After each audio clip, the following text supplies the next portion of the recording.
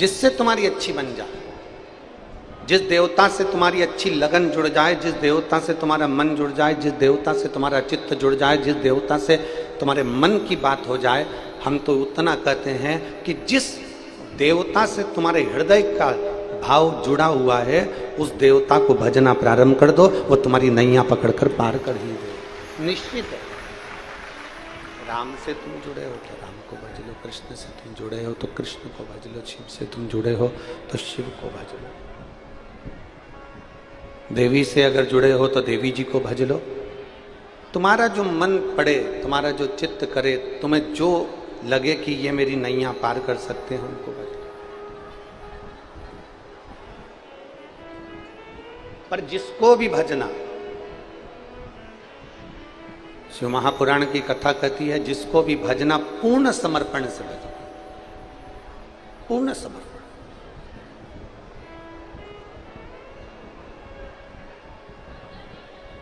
दो तरह के व्यक्ति होते हैं, बहुत ध्यान लगाकर सुनिएगा कथा को। इस तपती हुई धूप में तुम लोग अपने अपने घर से निकल कर आई हो, छाता लेकर, धक्का मुक्की कर कर जहां तहां जगह निकाल कर बैठ गए हो। तुम लोगों को तो जगह भी मिल गई, पर कई लोग ऐसे हैं जो धूप में छाता लगा लगा कर बैठे हैं। बहुत ध्यान से सुनना। दो तरह के व्यक्ति होते हैं, एक वो जो कहीं नौकरी करता है, सर्विस कर रहा है, और दूसरा वो जिसकी खुद की दुकान है, जिसका खुद का व्यापार है, स्वयं की दुकान, स्वयं का व्यापार, स्वयं की दुकान। ये अमलेश्वर की लाखों की भीड़ में ऐसे व्यक्ति होंगे जो कोई नौकरी वाला भी है तो कोई दुकान वाला भी,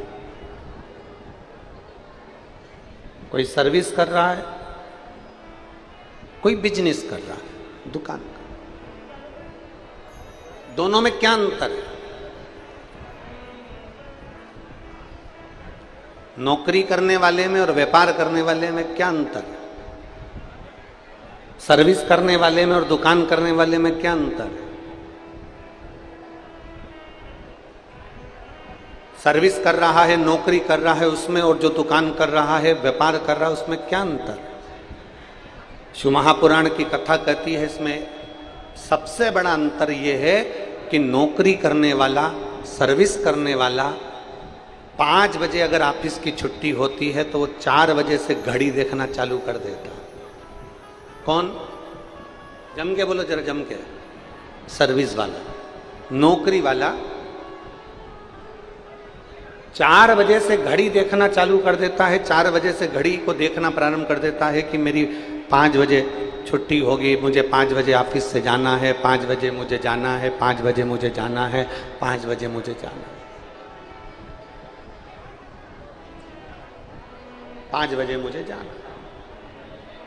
नौकरी वाला, सर्विस वाला 4 बजे से अपनी घड़ी देखना चालू कर देता है। क्यों? क्या कारण? 4 बजे से वो घड़ी देख रहा, ये नौकरी वाला, सर्विस वाला।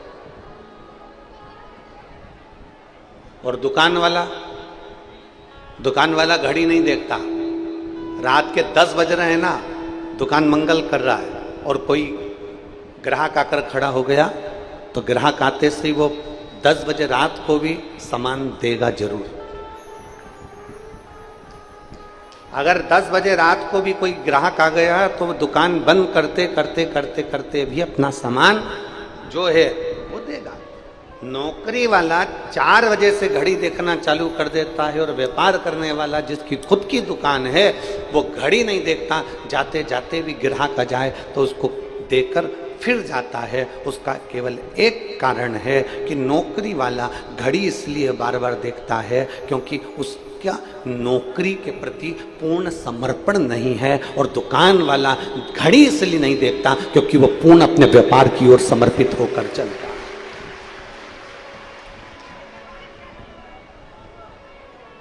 अपना पूर्ण समर्पण उसका व्यापार में है।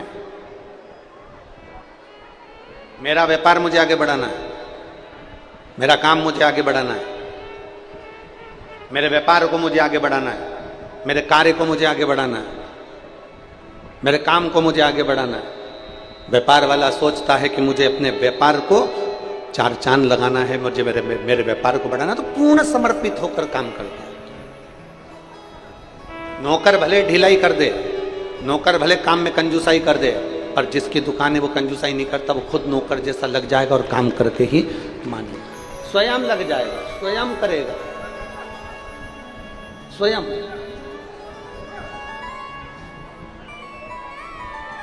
बस शिव महापुराण की कथा यही कर रही है। सर्विस जैसा समर्पण नहीं चाहिए कि 4 बजे से तुम घड़ी देखना चालू कर दो कि अब मुझे जाना है, अब मुझे जाना है, अब मुझे जाना है। आप में से कई माताएं ऐसी बैठी हैं, कई बहुएं ऐसी बैठी हैं, टीवी पर कथा सुन रहे हैं, कई भाई बहन ऐसे बैठे हुए हैं जो 40 साल की जिनकी उम्र है, 45 साल की उम्र है, और उन्होंने अपने जीवन को सोच लिया अब तो मेरा जिंदगी खत्म हो गई, अब मेरे से बनता नहीं है, अब तो मैं मरने वाला हूँ, अब तो मेरा शरीर बेकार हो गया, अब तो मैं किसी काम का ही नहीं रहा, अब तो मैं परेशान हो गया, अब तो केवल अब अंतिम क्षण 40-45 की उम्र में तुम कह रहे हो कि अब मेरे शरीर से नहीं बनता। 40-45 की उम्र में तुम कह रहे हो कि मेरा शरीर काम नहीं करता। 40-45 की उम्र में तुम कह रहे हो कि अब मैं किसी काम का नहीं रहा। मतलब तुम सर्विस वाले हो, इसलिए तुमने ये विचार कर लिया कि अब मेरा शरीर काम का नहीं है, मैं काम का नहीं हूं, अब मेरा मरने की उम्र हो गई। पर अगर देखना है तो किसी व्यापार वाले को देखो, देखना है तो घर के किसी बुजुर्ग को देखो जो 85 साल का होने के बाद भी रसोई घर में भोजन बनाने के लिए तैयार खड़ा है।